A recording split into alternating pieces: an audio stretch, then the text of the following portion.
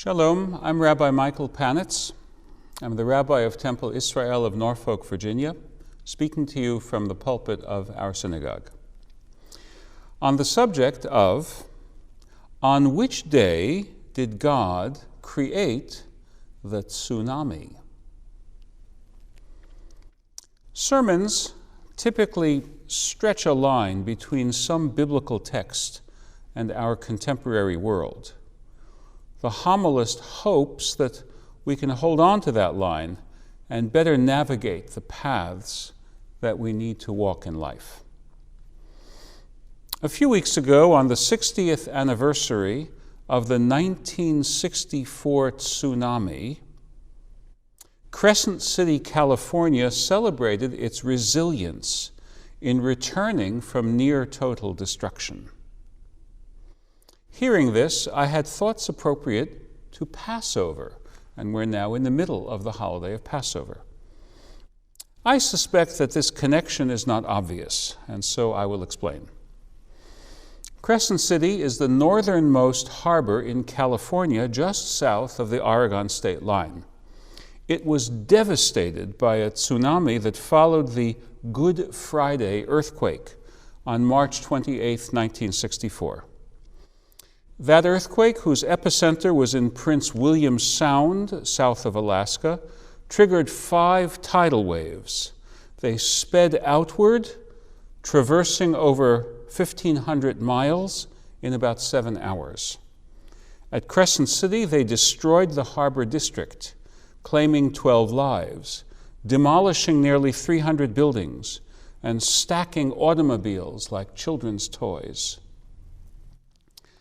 While the 1964 disaster was the worst in the city's history, since 1933, Crescent City has been subjected to tsunamis on 32 occasions, 5 of which have caused damage. Most recently, the great Tohoku, Japan, earthquake of March 11th, 2011, the one that caused the major nuclear accident at the Fukushima Daiichi power plant, triggered a tsunami that crossed the entire Pacific Ocean and produced an 8-foot-high wave at Crescent City. Not so high as tsunamis go, the Lituya Bay, Alaska earthquake and rockfall of July 9th, 1958, produced a tsunami over 100 feet high. The destructive force of that wave removed all trees from elevations up to 1/3 of a mile above sea level in the impacted area. But even the 8-foot-high tsunami of 2011 claimed 1 Crescent City victim, destroyed the docks, smashed dozens of boats, and caused tens of millions of dollars of damage.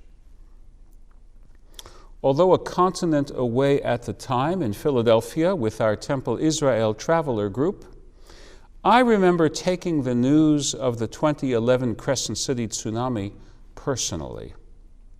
Just a year earlier, Sheila, Emily, Ezekiel, and I had visited there, spending a delightful Shabbat with Morris Benjamin. He was then working as a farmhand in the region and attending worship services in the Crescent City Synagogue. On the Sabbath afternoon of our visit, we walked around the harbor. I stood on a pier to take in the vista. Watching the 2011 news on CNN, I saw that very pier disappear under the wave. As you know, we are now observing the Passover holiday. What is the connection? The 7th day of Passover in Jewish reckoning is when the Israelites escaped Pharaoh's army by passing through the divided waters of the Red Sea. The Bible tells us that God caused a miracle and made the waters divide, but it leaves open many possible ways of understanding the mechanism of the miracle.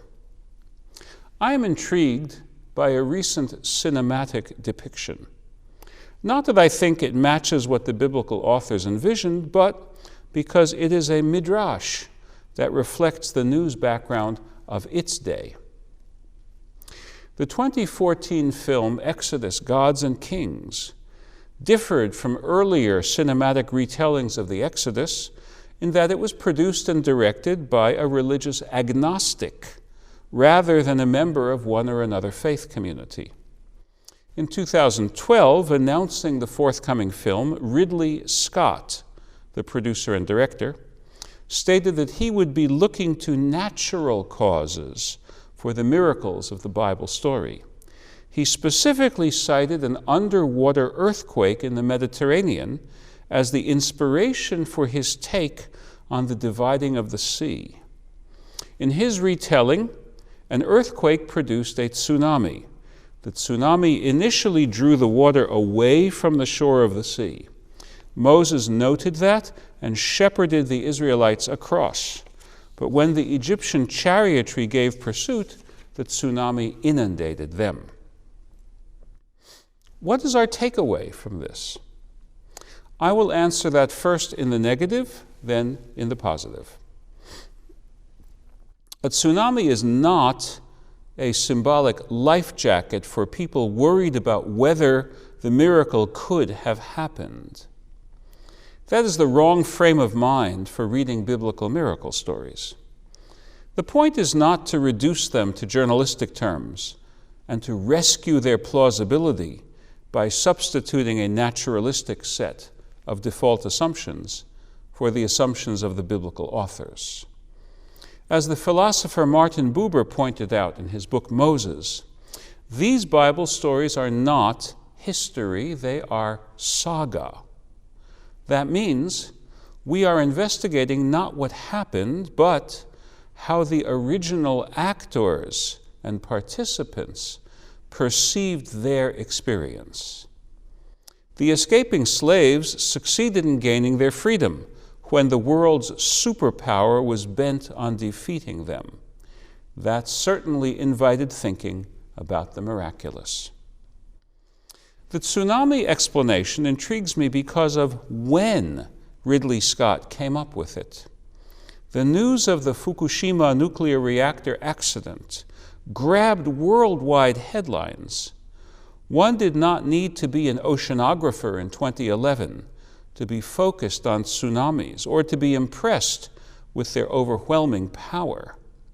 And within a year, setting to work on his retelling of the timeless Bible story, Scott envisioned that the tsunami would be a fresh and convincing new way to depict the awesome climax of the Exodus.